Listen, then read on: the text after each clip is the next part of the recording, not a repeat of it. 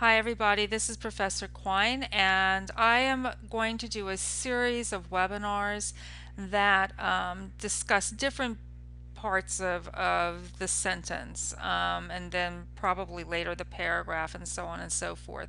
But I wanted to start off with something that was covered in Ring 90, which I know most of you didn't take, but that most of you need a refresher on, I think, so that we can move on from here and talk about compound sentences and complex sentences, so on and so forth. So let's start off then with something called parts of speech. And if you remember way back when you studied this, there are 8 parts of speech, and this webinar is going to be dedicated to one of those parts of speech, the one that most people know about, the noun. Um, a sentence's subject, the subject of a sentence, is usually a noun or a subject pronoun, and we'll be talking about pronouns in another webinar. But this webinar I want to use to talk to you about the different kinds of nouns. You'll see here that I say, it can be a noun including a gerund, and you probably don't know what a gerund is, so let's talk a little bit about the 2 most common types of nouns and then the gerund as well. Okay, what is a noun? You probably know how to define it. It's the name of a person, place, thing, or idea. And most people know that the most common categories of noun are common and proper. What are some examples of common nouns? Words like dog, car, college, day, very generic words, kind of group words, they're not very specific. There are also, though, there's a category here that you can see right here as a column that are kind of their counterparts. They're very specific. So instead of dog, you have German Shepherd. Instead of car, it's specific. It's a Lexus.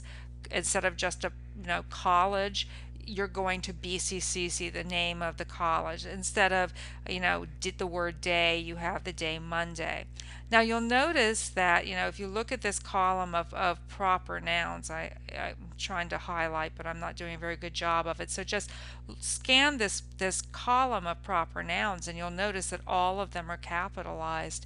And that's a really good thing to know about proper nouns, especially if you're quizzed on them and asked, pick the proper noun out of the sentence.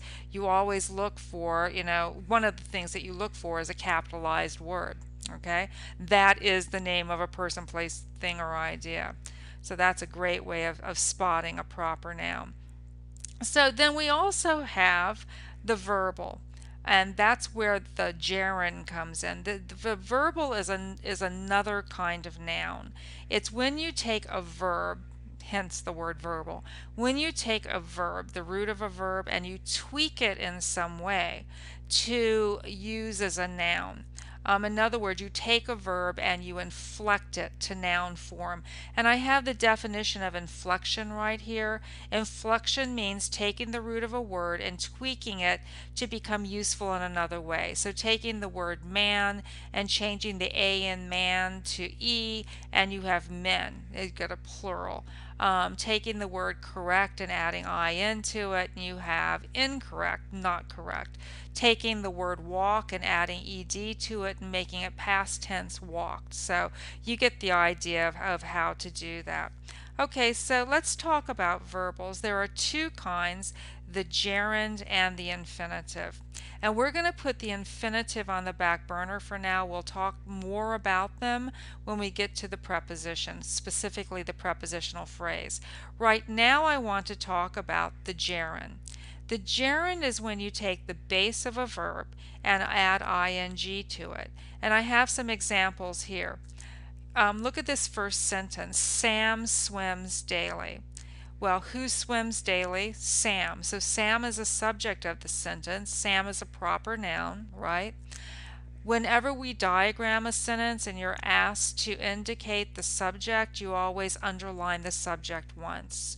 When you're asked to to indicate the verb, you underline that word twice, and here the word swims is the verb. Now, what if we were to take the word swim and add ing to it and try using it as a gerund, as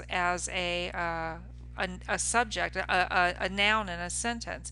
Well, I did it right here with this second sentence. I added ing to swim, so it becomes swimming. Swimming is something that Sam does daily. The question is what is something that Sam does daily? What he does daily is swimming. So swimming is the subject now. It's a gerund, and is the verb. Okay, next sentence. Swimming is fun. Question is, what is fun? Well, what's fun is swimming, right? That's the gerund, it's the noun, and is the verb. Okay, so that's an example of a gerund.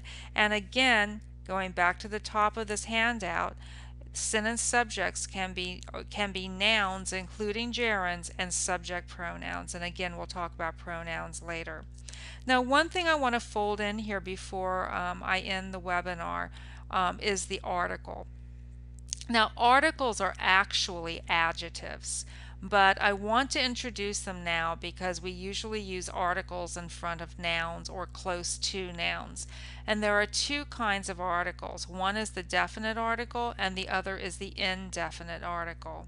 The definite article is always the word the or the, if you prefer to pronounce it that way, and the indefinite article is a or an. Now, I'm going to give you two examples, two sentences that kind of demonstrate how a definite article is used as opposed to an indefinite article. Looking at this first sentence, I will see a movie this weekend. Well, if I say that to you, obviously I don't have a clear example of what movie I want to see. I'm just going to go see a movie this weekend.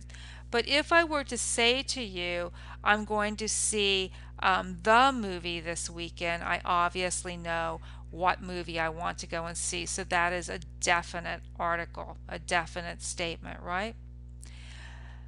Rules.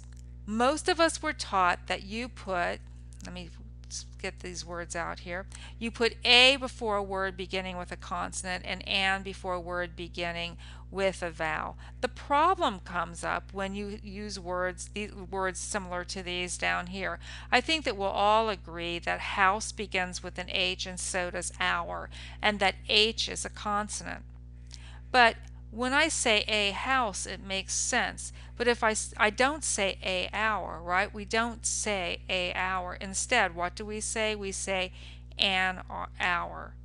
So what's the difference here? They both begin with consonants, and the rule up here says that if you have a word beginning with a consonant, you put an A in front of it. So why am I putting an down here in front of this word beginning with the H, hour?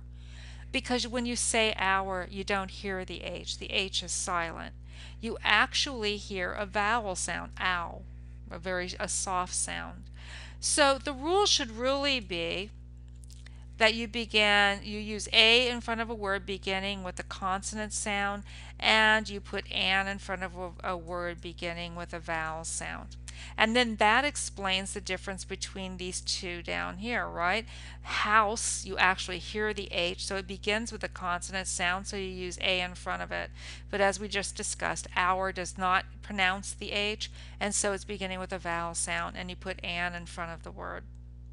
Well, there's probably, many, many more things I could say about nouns, but I think that pretty much captures the major information about nouns. As I said, I will also be sending out a series of emails. One of them will be devoted to nouns, so make sure that you also read those emails. I hope you found this helpful. I'll be talking